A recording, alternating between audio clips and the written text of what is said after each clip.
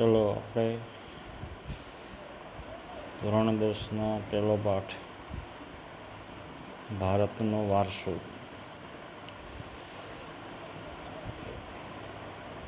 એના વિશે માહિતી પ્રાપ્ત કરીએ અથવા મેળવીએ. સૌથી પહેલાં સામાજિક વિજ્ઞાન ધોરણ 10માં જે પાઠો છે એ ધોરણ 9ના સરખામણીએ થોડા અલગ છે. કઈ રીતે? આપણે ધોરણ 9માં ભારતની અંદર અંગ્રેજો સમયની કેટલીક બાબતોને ઇતિહાસ વિશેની માહિતી આપણે જોયેલી. જ્યારે 10મા ધોરણની અંદર પ્રાચીન સંસ્કૃતિના વારસાની બાબતની જુદા જુદી બાબતોને એનું વર્ણન કરવામાં જે આવેલું છે, જેમ કે વારસાની અંદર સંસ્કૃતિની છે, કલા કૌશલ્ય છે, સ્થાપત્ય શિલ્પકળા છે, વણાટકામ છે, સાહિત્ય છે. આ બધી બાબતો ધોરણ 10ની અંદર વારસા તરીકે આપણને શીખવાનું છે. એમાં સૌથી પહેલાં ભારતનો જે વારસો, એની અંદર પહેલી જે લીટીમાં આપેલું છે કે ભારત પ્રાચીન સંસ્કૃતિ ધરાવતો દેશ છે.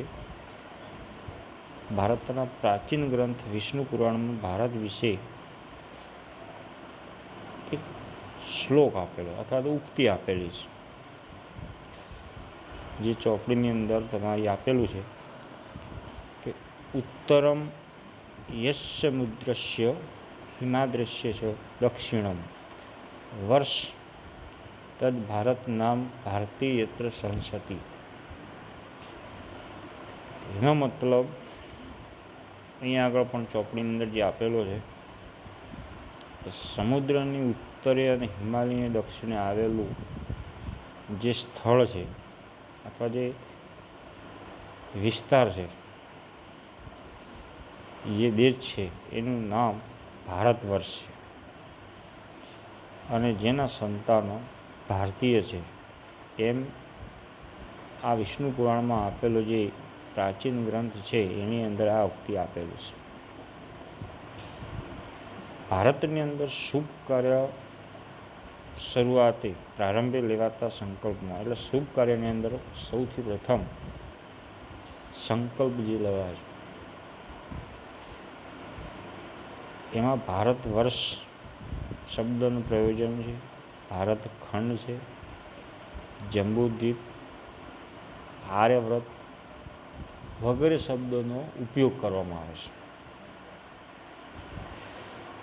આપણે જે ભારતની કુદરતી સીમાઓ છે એ તેનું વિશેષ મહત્ત્વ છે. જેમ કે ત્રણેય દિશાની અંદર કુદરતી સીમાઓ છે. કુદરતીની અંદર આપણે જો કે દક્ષિણે હિન્દ મહાસાગર છે, એ જ રીતે પૂર્વની અંદર બંગાળની ખાડી છે અને પશ્ચિમની અંદર અરબી સમુદ્ર છે. અને ઉત્તર દિશાની અંદર આપણે જોઈએ તો હિમાલયની ગિરિમાળા અથવા હિમાલય પર્વત છે. આ તમામ સીમાઓ કુદરતી સીમાઓ ધરાવતો આપણો દેશ છે. આપણા દેશની સમૃદ્ધિથી આકર્ષાઈને અનેક વિદેશી પ્રજાઓ આપણા દેશની અંદર વેપાર કરવા માટે આવી અને અહીં આગળ આવ્યા પછી એમને આ દેશ ગમી ગયો એમ આપણે કહી શકીએ, અને ધીમે ધીમે અહીંયા આગળ એનું પોતાનું સ્થાન કાયમી માટે સ્થાપિત કર્યું અને ભારતીય સંસ્કૃતિના મહાનદમાં ભળ્યું. અને ભારતીય સંસ્કૃતિની જે વિચાર, વાણી, સંસ્કૃતિ આપણે કહીએ, તમામ બાબતની અંદર એ લોકો પણ આપણે સાથે ભળી જશે. બીજા શબ્દમાં આદાન પ્રદાનની પરસ્પર પ્રક્રિયા. આદાન પ્રદાન એટલે કે એમની સંસ્કૃતિની જે કઈ બાબતો એ લઈને આવેલા, કારણ કે કોઈ પણ જગ્યાએ આપણે જોઈએ એક જગ્યાએથી બીજા પ્રદેશમાં કોઈ પણ વ્યક્તિ જાય તો એ એની સંસ્કૃતિ લઈને જાય છે. સંસ્કૃતિની અંદર આપણે જે ખબર છે, સૌથી પહેલાં એની ભાષા છે, પછી રહેણી કરણી છે, બરાબર, આચાર વિચાર, ખાવા પીવાની રીતભાત છે, સામાજિક વ્યવહારો સંબંધોની બાબતને આપણે જોઈએ તો આ બધી આદાન પ્રદાનની પરસ્પર પ્રક્રિયા દ્વારા પરસ્પર એટલે આપણા દેશની અંદર સંસ્કૃતિમાં જે આચાર વિચાર, ધાર્મિક પરંપરા, રહેણી કરણી, ભાષા, રીતિ રિવાજો, એ એમની સંસ્કૃતિ જે દેશોના લોકો આવ્યા એ અને આપણી સંસ્કૃતિના જે લોકો અહીંયા સ્થાયી હતા એમના વિચારો વિમર્શ, એ સમગ્ર પ્રક્રિયા જેને આપણે આદાન પ્રદાનની પરસ્પર પ્રક્રિયા કહી શકીએ. અને એ પ્રક્રિયા દ્વારા દેશમાં અનેક પરિવર્તનો જે આજે સમાજની અંદર આપણે જોઈ શકીએ છીએ. અને એ રીતે એક પેઢીમાંથી બીજી પેઢીમાં આપણા વારસાનું હસ્તાંતરણ થયું કે જેમાં સમન્વય થઈ અને તેઓ સાતત્યપૂર્ણ વિકાસ થયો એને આપણે કહી શકીએ. તો આ એક પ્રસ્તાવનાની છે કે ભારતીય સંસ્કૃતિનો વારસો અનેકવિધ સંસ્કૃતિઓનું એક સંમિશ્રણ, એક મહાકુંભ જેને આપણે કહી શકીએ. અને એ રીતે આપણે ભારતીય સંસ્કૃતિની એક સમૃદ્ધ સંસ્કૃતિનો વારસાનું નિર્માણ થયું. તો આ એક વારસાની થોડી ઘણી બાબતો આપણે પ્રસ્તાવનાને જોઈ. એના પહેલાં થોડીક ભારતની ચોક્કસ સ્થાન વિશેની જે માહિતી અને એની વિસ્તાર વિશેની થોડીક માહિતી દ્રષ્ટિએ આપણે જોઈએ. ભારતનું જે સ્થાન ભૌગોલિક દ્રષ્ટિએ આપણે જોઈએ તો ધોરણ 9ની અંદર એના વિશેની માહિતી આપણે જોયેલી છે.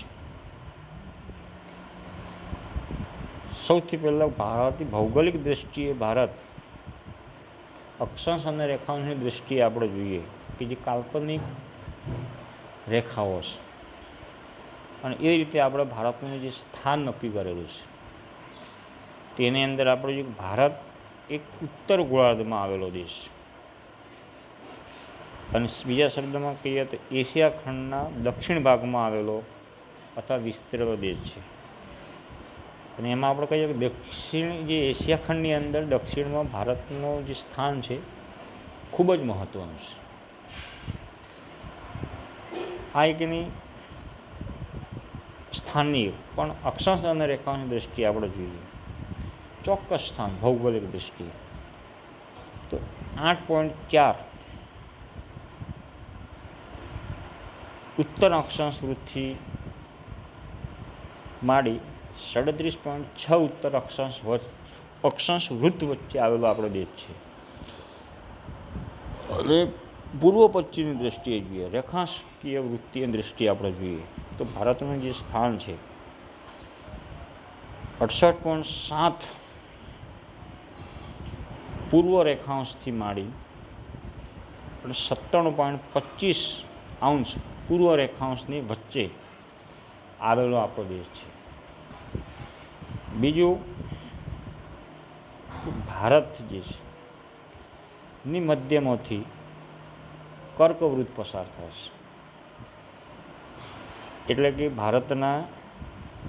ભારતના બે ભાગમાં વહેંચે છે. ભારતની વાત છે, દક્ષિણ ભારત અને ઉત્તર ભારત આવા બે ભાગમાં વહેંચાઈ ગયા છે. એ વેચવાનું કામ ભારત માટે એ કર્કવૃતની રેખા કરે છે, જે 23.1 પણ આપણે કહી શકીએ, 23.30 જે ઉત્તર અક્ષાંશની રેખા તરીકે પણ આપણે એને ઓળખી શકીએ. બીજું, પ્રાચીન સમયનું ભારત ઘણું વિશાળ હતું અને હાલમાં પણ ભારત વિસ્તારની દૃષ્ટિએ જોઈએ તો વિશ્વની અંદર 7મા ક્રમાંકે આવે છે. એટલે કે આપણાથી 6 દેશો વિસ્તારની દૃષ્ટિએ આપણાથી આગળ છે.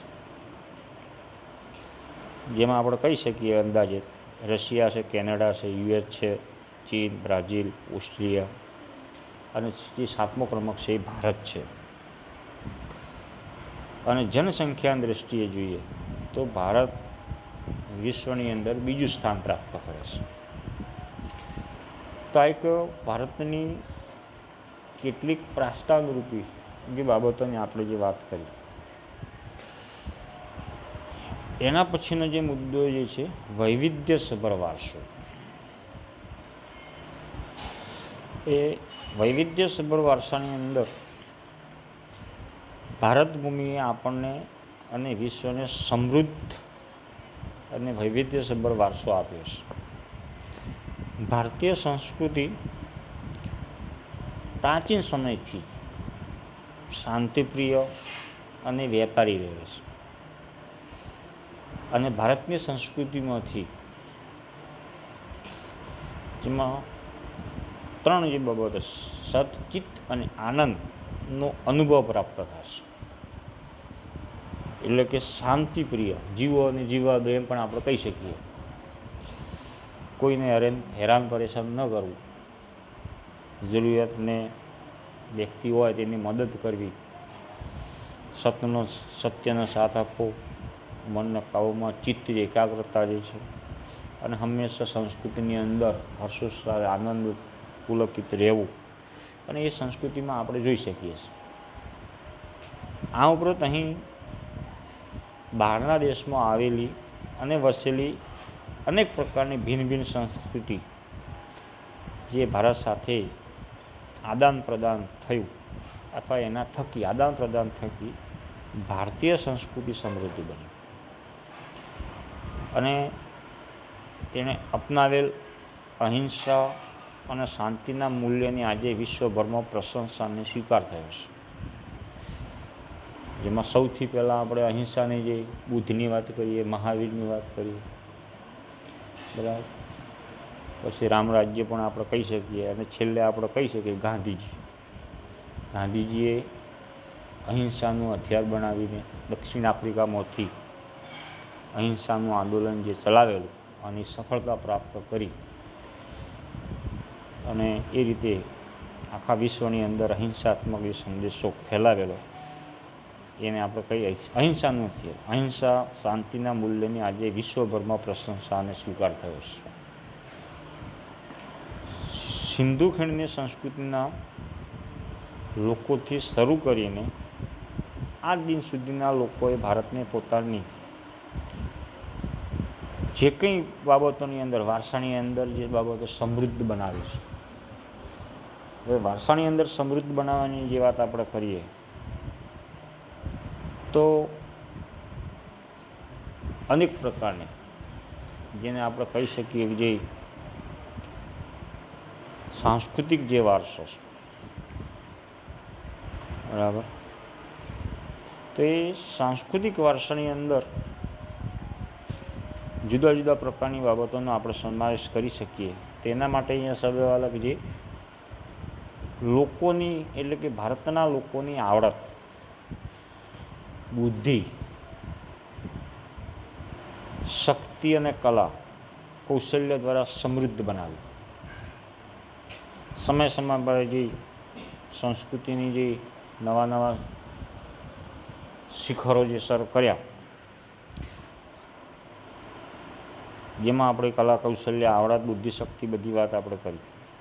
અને આ બધા જ સમયે કોઈ પણ જે વ્યક્તિએ જે શોધખોળો જે કરી યથાયોગ્ય પ્રમાણે, અને એ રીતે ભારતના ભવ્ય વારસાના નિર્માણ અને ઘડતર માટે અનેક લોકોએ નામી અનામી, તેમજ અહીંયા આગળ પણ જે નામ આપેલા ઋષિમુનિઓ છે, સંતો છે,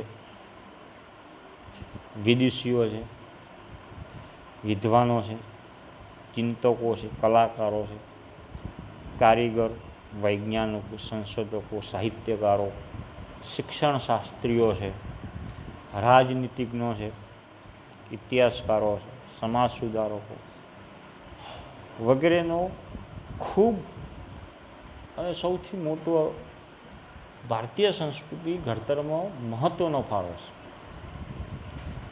તેમના ધર્મ, જે શાસન શૈલી છે, ભાષા, કલા, ચિત્ર, બોલી, પહેરવેશ અને રીતિરિવાજો વગેરે પણ ભારતને એમના તરફથી આપણને મળ્યા છે.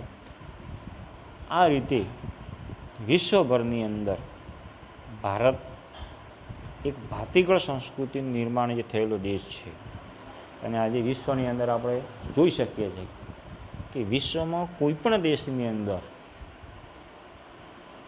જેટલી ભારતની અંદર વિવિધતા છે, ભાષામાં છે, બોલીમાં છે, પહેરવેશમાં છે, ઉત્સવોમાં છે, તહેવારોમાં છે, ખાવા પીવાની બાબતની અંદર હોય, ધાર્મિક પરંપરા છે, આ બધી બાબતોની અંદર જોઈએ તો આટલી વિશાળ સમૃદ્ધિ, સંસ્કૃતિ અને સમૃદ્ધિવાળો દેશ કોઈ જગ્યાએ નથી સિવાય કે ભારત. અને એના માટે જ આપણે કે ભારત એક ભાતીગળ સંસ્કૃતિનું નિર્માણ થયું છે અને સમૃદ્ધ સંસ્કૃતિનો વારસો ધરાવે છે. જેના માટે વૈવિધ્યસભર વારસો પણ આપણે કહી શકીએ. તો આ એક ભારતના વારસાની જે વાત થઈ. બીજો જે મુદ્દો જે છે સંસ્કૃતિનો અર્થ.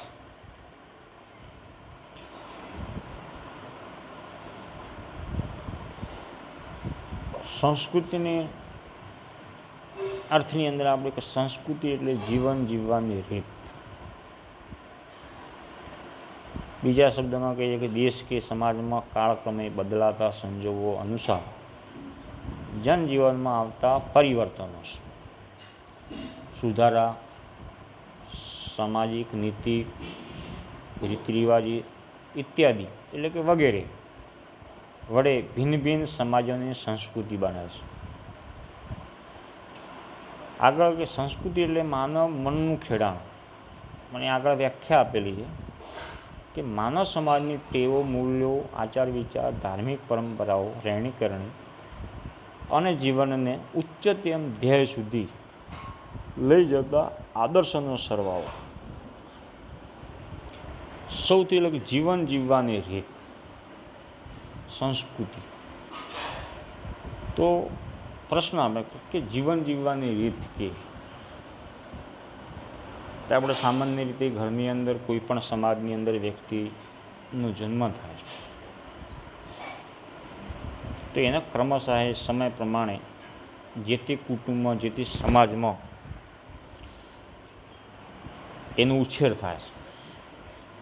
તો એ સમાજની સંસ્કૃતિનું બીજારોપણ જે છે એ વ્યક્તિમાં થાય છે.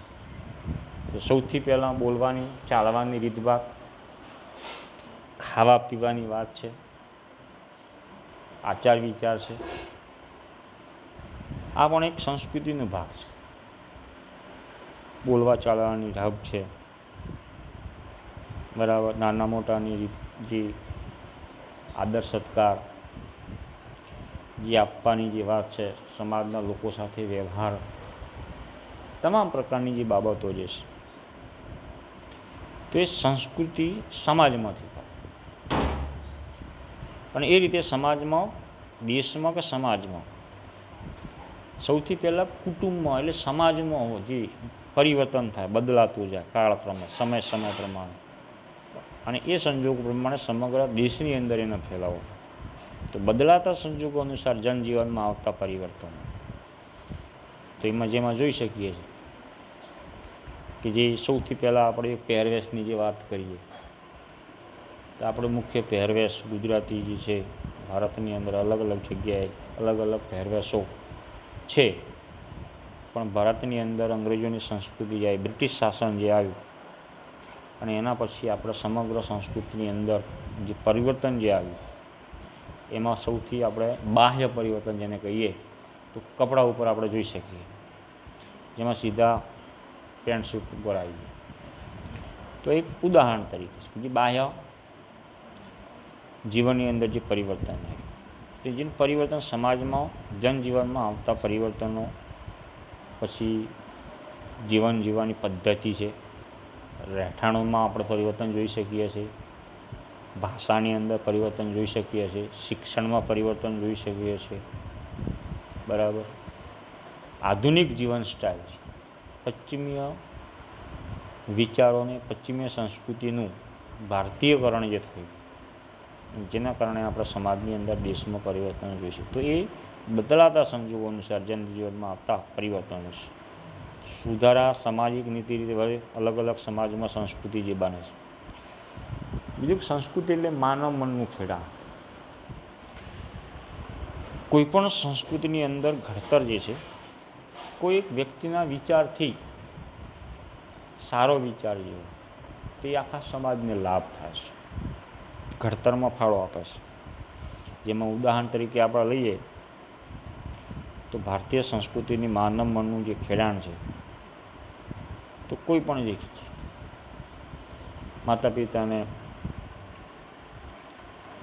માતૃદેવો ભવ, પિતૃદેવો ભવ, અતિથિ દેવો ભવ, એ જ રીતે માતૃવંદના જે છે, દેવી દેવતાને પૂજનીય જે છે.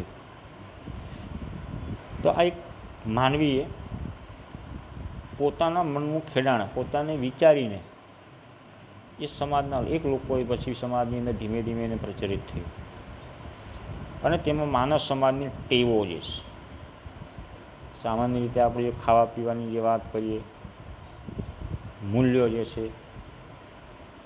તો એ મૂલ્યોની અંદર વ્યવહાર જે છે, આદર્શો જે છે, બરાબર, આચાર વિચાર છે, બોલવાની રીતભાત છે, ધાર્મિક પરંપરાઓ જે છે, ધર્મની બાબતની અંદર મંદિર છે, દેવી દેવતાઓ છે, પૂજનીય દીવા ધૂપ અગરબત્તી, બરાબર, પ્રાર્થનાઓ છે, શ્લોકો છે, સ્તુતિઓ છે, અલગ અલગ દેવી દેવતાઓના શ્લોકોનું પૂજા વિધિ એ અલગ અલગ આપણે પરંપરા પ્રમાણે સમાજ તરફથી આપણે કોઈ ઊભી કરી નહીં, પણ વારસાગત આપણને જે મળેલું છે. રહેણી કહેણીની અંદર પણ આપણે એ જ રીતે જોઈ શકીએ છીએ. તેમાં સમય સમય પ્રમાણે પરિવર્તન થતું રહે છે. સામાજિક વ્યવસ્થા છે તો સમાજની અંદર જે રહેણી કહેણીની વ્યવસ્થા છે, કુટુંબ વ્યવસ્થા જે ઊભી કરી તો એ કોઈ માનવીની મનની ખેડાણની પ્રવૃત્તિ છે અને એ રીતે સમગ્ર જીવન જે છે જીવનને ઉચ્ચતમ ધ્યેય સુધી લઈ જતા આદર્શોનો સરવાળો છે અને આ રીતે સમગ્ર બાબતોને જે સરવાળો કરે તો એક મનુષ્ય તરીકે વ્યક્તિને સ્થાપિત કરે છે, જેને આપણે આજના સંજોગમાં જો વાત કરીએ તો એક સારા નાગરિક તરીકે એનો વિકાસ કરવાની જે વાત એ સંસ્કૃતિ પણ કરે છે. શિક્ષણના માધ્યમથી પણ શિક્ષણ પણ એક સંસ્કૃતિનો ભાગ છે. તો એ રીતે સંસ્કૃતિનો જે અર્થ જે છે એને જુદી જુદી રીતે આપણે જોઈ શકીએ. તો આજે આટલું બસ. હવે એના પછી પાઠ તમારે વાંચતો રહેવાનો, જેથી કરીને થોડી ઘણી માહિતી તમને ખબર પડે. બરાબર.